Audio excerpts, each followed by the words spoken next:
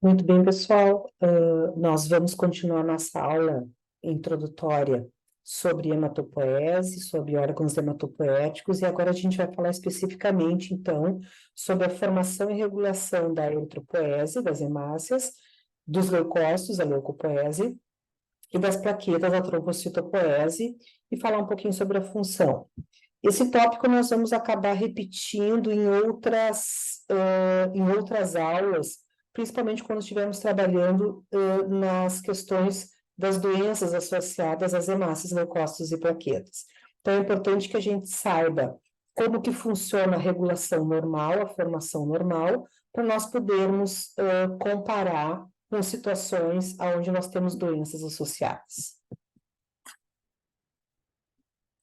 Começando então pela formação das hemácias, nós vamos começar falando então, hemácias, eritrócitos, glóbulos vermelhos, todos eles são sinônimos. A hemácia é um disco bicôncavo, tem um tamanho de aproximadamente de 7 a 8 micras de diâmetro, são altamente flexíveis e têm que ser maleáveis, é uma propriedade extremamente importante dos eritrócitos, para que a gente tenha um transporte de oxigênio adequado. Elas são totalmente produzidas na medula óssea, falando a partir do nascimento, são somente produzidas na medula óssea, e olha o tempo de produção de 10 a 12 dias, esse tempo é extremamente importante. Então, lembrando, então, que nós vimos na hematopoese, a partir da célula-tronco até a liberação dessa hemácia na corrente circulatória, a gente está falando aí de quase 2 semanas. Quando nós olhamos, então, a formação do nosso sangue, né? Deixa eu só ver se eu consigo. Isso. Nós temos, então, o compartimento de medula óssea e o compartimento do sangue periférico, onde eu tenho a liberação das hemácias prontas normais. O que está representado aqui é o que nós já conversamos na hematopoese como um todo, aqui olhando especificamente, então, o braço de formação das hemácias. A gente tem uma célula-tronco pluripotente, nós temos um compartimento de células progenitoras, depois um compartimento de células precursoras e o eritrócito pronto para cair na corrente circulatória. Lembrando, então, que desta fase, conforme essa célula vai se diferenciando, primeiro nós temos uma alta capacidade, vejam o número de divisões celulares, então tem muita mitose dentro da medula óssea, durante a fase de células progenitoras. Nós temos essas nomenclaturas, então, BFU, unidade formadora de explosão eritroide. Passamos por uma fase de unidade formadora de colônia eritroide, que continua altamente mitógena, mas começa a diminuir o número de divisões celulares. Vejam que morfologicamente essas células elas não têm distinção, até que elas entram, então, na fase de células precursoras, ainda mantém uma capacidade de divisão celular, e essa capacidade vai caindo. Na fase de células precursoras, nós temos o que nós chamamos de eritroblastos, ou seja, essas células, elas começam a ter uma diferenciação em termos de morfologia, que a gente já vai ver.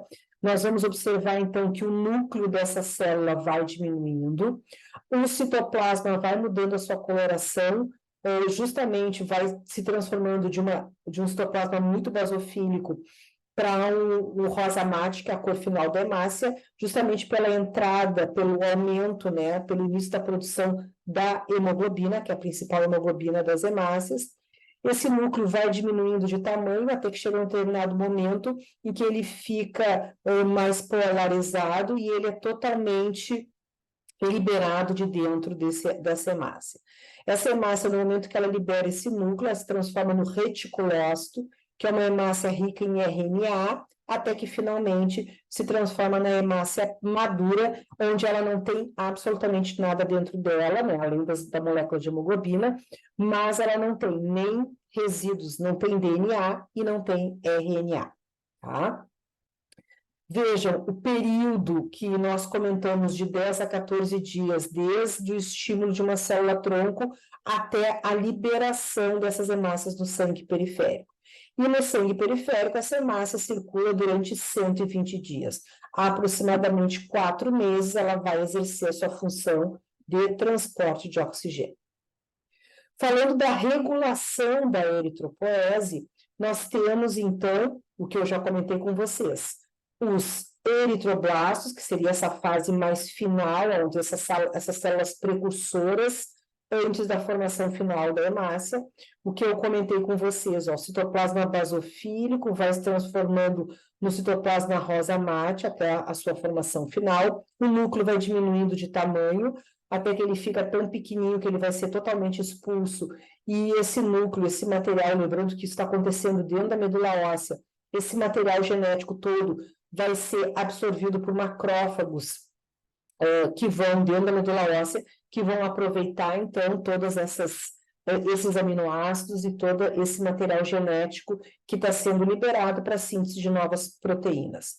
Ao expulsar o núcleo, nós formamos uma hemácia com RNA residual dentro dela, ela ainda cai na corrente circulatória na forma de reticulócito, circula 24, 48 horas, perde esse RNA e se transforma na hemácia madura. Dois órgãos são extremamente importantes no sistema, no processo de formação e destruição das hemácias. Essa hemácia pronta, quando cai na corrente circulatória ao longo de seus 120 dias, ela sempre passa pelo baço, que é o grande órgão de controle de qualidade das nossas hemácias. O baço, ele vai testar, ele vai avaliar a forma, a flexibilidade, a maleabilidade, e se houver qualquer alteração na normalidade da nossa hemácia, o baço vai ser o responsável por sequestrar, né? Essa hemácia, ela vai ser destruída, ela vai ser hemonizada e, obviamente, uma nova hemácia tem que cair na corrente circulatória para substituir, para nós mantermos este equilíbrio, tá?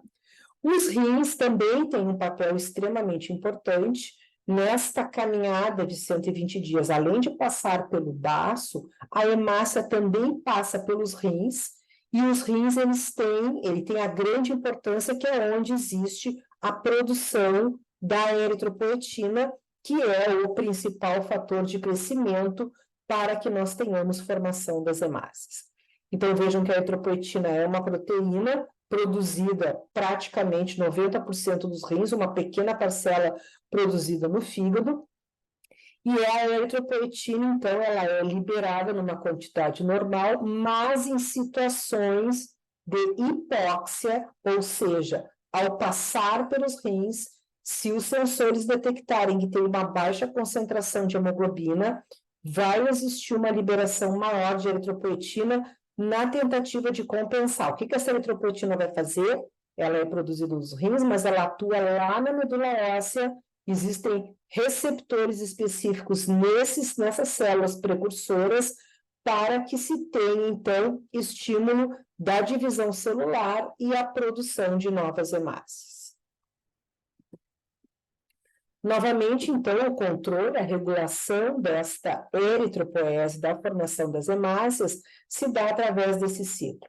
Então, vamos pensar que nós temos a formação normal dos eritrócitos, então, os diferentes eritroblastos, o reticulócito, isso cai na corrente circulatória, a hemácia circula por 120 dias, ela passa pelos rins. Nos rins existem sensores responsáveis, então, pela detecção dessa concentração de hemoglobina. Em situações de hipóxia, ou seja, de concentração de hemoglobina menor do que o ideal, vai ter a liberação maior de eritropoetina para que essa eritropoetina atue dentro da medula óssea no estímulo para o aumento da produção de mais hemácias para tentar compensar, então, essa situação de hipóxia que foi detectada.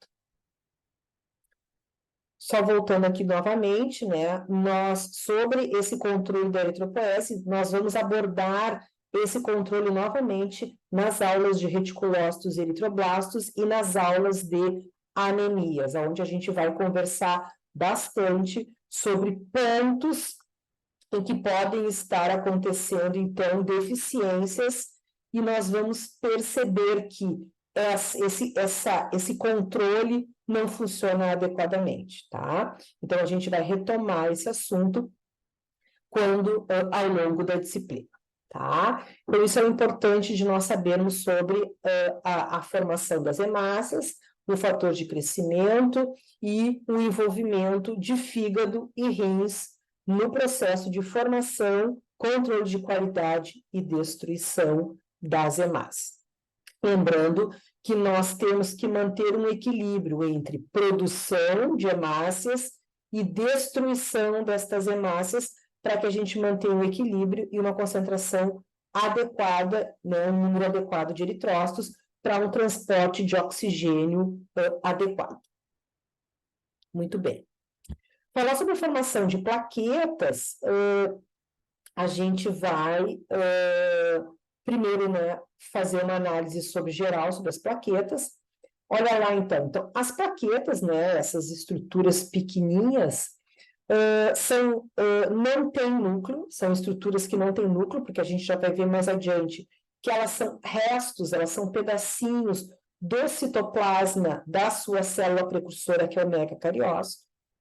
A duração no sangue periférico, acabamos de falar que a hemácia dura 120 dias até ela ser destruída. Vejam que a plaqueta tem um tempo bem mais reduzido, de 8 a 10 dias. Toda a produção das plaquetas acontece também pela medula óssea, dentro da medula óssea. E vejam que um megacariócito, ele é capaz, a partir da sua explosão do seu citoplasma, ele vai liberar, produzir de 2.000 a 3.000 plaquetas. O tempo de produção, essas hemácias nós falamos que era de 10 a 14 dias, de 5 a 7 dias. Então, desde o estímulo da célula-tronco até a liberação das plaquetas no sangue periférico. E não existem reservas de plaquetas prontas. Se precisarmos um aumento de produção, vão ter que ser dados sinais para a célula-tronco ser estimulada a entrar em divisão e diferenciação celular. Então, o que acontece com a plaqueta, diferente da formação das hemácias e dos leucócitos e talvez de outras células, é o fenômeno que nós chamamos de endorretuplicação. Vejam que a célula-tronco, ela é estimulada, ela recebe, então, fatores de crescimento que vão sinalizar para ela se transformar numa plaqueta. O que vai acabar acontecendo? Esses estímulos fazem com que o núcleo se divida, né? Então, essa célula ela vai crescendo, o megacariócito é uma célula gigante dentro da medula óssea, justamente por quê? Porque o núcleo sofre divisão celular, mas o citoplasma não se divide. Até que chega num determinado momento em que isso explode, e é a explosão do citoplasma que nós temos, então, a liberação das plaquetas. Obviamente que o material genético do núcleo vai ser aproveitado por macrófagos dentro da medula óssea. Olha lá quem aparece, a trombopoetina.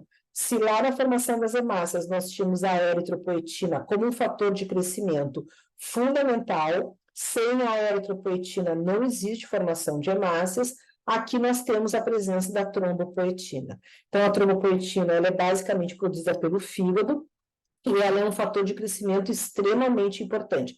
Vejam que tem outros fatores de crescimento, outras interleucinas envolvidas na formação das plaquetas, mas a trombopoetina tem o seu papel fundamental. Então, a trombopoetina é uma proteína, né? Ela é produzida principalmente no fígado, uma pequena quantidade nos rins, e ela tem várias funções, mas principalmente ela atua a nível das unidades formadoras de colônia de megacariócitos. Ela atua através da maturação, da diferenciação, da divisão celular desses megacariócitos, no processo da endomitose, da endorreduplicação, que eu comentei com vocês, e ela vai estimular. Então, ela entra em vários pontos de estímulo, desde os estímulos de divisão celular até os estímulos da liberação final da plaqueta. Muito bem. Para falarmos brevemente sobre os leucócitos, nós poderíamos dar uma aula única falando especificamente em cada um dos leucócitos, porque, obviamente, que eles têm mecanismos diferentes de formação. Então, lembrando que nós temos os agranulócitos, os linfócitos e os monócitos, e nós temos os granulócitos, o neutrófilo, o basófilo, o eosinófilo, o basófilo e o neutrófilo, né? Então, células com grânulo no citoplasma, células sem tanta granulação no citoplasma, tá? Muito bem, começando a conversar sobre os granulócitos, né, ou células brancas, a gente está falando de neutrófilo, eosinófilo e basófilo. tá? Também nós temos complementado esses conceitos nas nossas aulas práticas, onde nós já apresentamos a morfologia, então estamos trabalhando as estruturas, aqui são conceitos mais de formação. Então, da mesma forma que as hemácias e as plaquetas, os granulócitos, né, os leucócitos, de maneira geral, todos eles são produzidos dentro da medula óssea, e eles têm um tempo de vida, cada um tem o seu tempo, mas vamos nos focar no neutrófilo segmentado, eles têm um tempo de vida muito curto na corrente circulatória. O neutrófilo, ele dura, em especial, de 8 a 10 horas na corrente circulatória.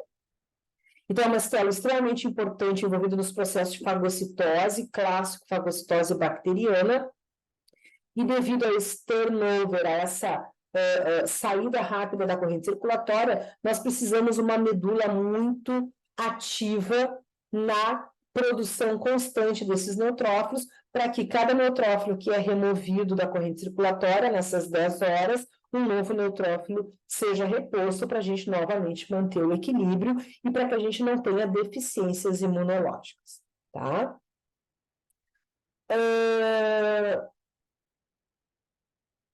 Falando um pouquinho de uma maneira específica, então, sobre os neutrófilos, ele é um polimorfo nuclear, então ele tem um núcleo, né, segmentado por lóbulos de um filamento, um tamanho de 9 a 12 micras de diâmetro, ele tem grânulos específicos que são responsáveis fundamentais nos processos de fagocitose. O período, então, de diferenciação da célula-tronco até a liberação de um neutrófilo vai de 6 a 10 dias na medula óssea. Existe reserva, nós já abordamos isso nas nossas aulas, estamos abordando isso nas nossas aulas práticas.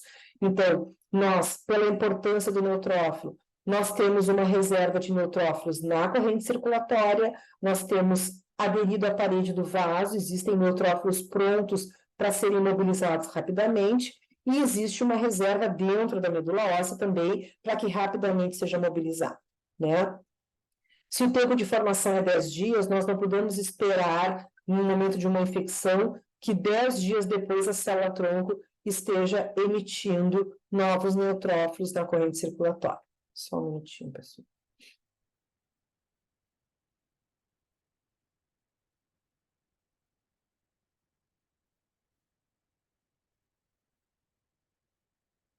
Muito bem. Então, principal função fagocitose, linha de frente, né? Clássico, fagocitose de bactéria, onde a gente tem o envolvimento, então, de neutrófilos segmentados. O eosinófilo, eu digo que ele é o primo do neutrófilo, né? Ele tem um núcleo muito parecido, então ele também é um polimorfo nuclear, de 2 a 3 lóbulos, normalmente. Ele tem de 12 a 15 micras de diâmetro, de tamanho. Ele tem muitos grânulos, então o que que muda, né?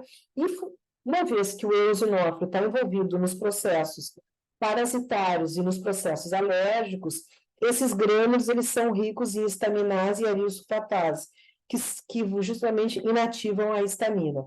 Então, eles têm um papel fundamental nos processos alérgicos e parasitários, né? Ele atua muito junto com o basófilo, mas na corrente circulatória nós vemos as grandes eosinofilias, principalmente nesses processos, tá? O basófilo, né, que é mais um polimorfo nuclear, muitas vezes nós não conseguimos visualizar o núcleo, mas ele é rico nesses grânulos basofílicos, que são ricos em histamina e heparina. O basófilo está envolvido nos processos alérgicos, mas se acredita que ele atue junto com o eosinófilo a nível tecidual, e nós encontramos basofilias importantes na nossa terceira área, quando tratarmos, então, é uma célula de mau prognóstico, quando nós tratarmos, então, dos processos neoplásicos, tá? Falar sobre formação das células dos agranulócitos, e aí nós temos os linfócitos e os monócitos. Então, a gente começa conversando um pouquinho sobre a formação dos monócitos, que quando eles estão nos tecidos, eles são chamados de macrófagos. Lembrando, então, que o monócito é uma célula apresentadora de antígeno. O monócito tem um papel extremamente importante na montagem da resposta imune específica, é o maior leucócito do sangue periférico. Também a origem, a produção é na medula óssea, e a característica não existe reserva, o tempo de produção de 1 a 3 dias, na corrente circulatória 72 horas, mas diferente dos outros, ele não morre. Se acredita que ele vá e ele fica no tecido, podendo ficar nos tecidos por até anos, tá? E o monócito, ele tem a característica que, dependendo do tecido que ele está, ele recebeu, né? Ele acabou recebendo nomenclaturas específicas, né? Como, por exemplo, as células de Langerhans, que são monócitos que estão depositados na pele. Mas isso é terminologia, tá? O importante do monócito, a gente também vai trabalhar, vai conversar melhor nas aulas de infecção. Ele é uma célula apresentadora de antígeno. Depois que o neutrófilo fagocita, ele é auxiliado pelo monócito, que vai também apresentar os antígenos para linfócitos T, linfócitos B, e vai montar a resposta imune específica, né? Então, ele é uma célula apresentadora de antígeno. A gente vai ver que o monócito, ele aparece em quantidades aumentadas em muitos processos inflamatórios, infecciosos, e é uma célula extremamente importante. Quando a gente fala de linfócitos, né, tá, ele é o menor leucócito na corrente circulatória, de 6 a 8 microns de diâmetro. Esse é praticamente um pouquinho maior do que a hemácia, né? Ele normalmente é uma célula que o núcleo preenche toda a estrutura. Quando muito, a gente consegue ver uma lateral de um citoplasma cinza azulado, que não tem grânulos, que normalmente não tem grânulos, tá? Nós sabemos que existem diferentes subpopulações linfocitárias, linfócitos T, B e NK, e que são responsáveis pela imunidade celular e humoral, mas para nós, na hemato, morfologicamente, nós não conseguimos distinguir essas subpopulações linfocitárias. Para isso existe o recurso, né, a técnica da citometria de fluxo, onde existe a quantificação dessas células. No hemograma, nós vamos liberar a quantidade global e quantidade absoluta e relativa de linfócitos, independente da subpopulação que ele é. Também é produzido na medula óssea, mas os linfócitos, principalmente os linfócitos T, eles têm uma característica que eles passam pelo timo numa etapa intermediária final de amadurecimento. Todos eles, linfócitos T e B, depois de formado, eles vão ser depositados em órgãos linfóides periféricos. E aí a gente tem linfonodo, baço, ao longo da medula óssea, ao longo de tecidos sujos, abertos, ao longo da garganta, ao longo do intestino grosso. Ou seja, essas células, a gente tem que lembrar que elas vão se formar como células de memória também, elas vão estar localizadas onde rapidamente elas podem ser recrutadas para fazer a sua montagem do sistema imunológico, tá? Mas a origem, como as hemácias, como os outros leucócitos, como as plaquetas, a origem começa tudo dentro da medula óssea. Mas existe essa fase intermediária de amadurecimento de linfócitos T a nível de timo. Bom, então, como eu falei para vocês, ela é uma aula breve, complementar ao que nós já conversamos sobre hematopoese e órgãos hematopoéticos e os tipos de medula óssea. Nós vamos continuar conversando sobre os mecanismos regulatórios de hemácias, leucócitos e plaquetas, quando estivermos trabalhando dentro dos módulos das doenças associadas às hemácias, leucócitos e plaquetas. Então, nós poderemos explorar melhor, principalmente esses mecanismos regulatórios, como é uma produção normal, para podermos contrapor com uma produção anormal e entendermos os mecanismos envolvidos nesses processos, certo? Obrigada.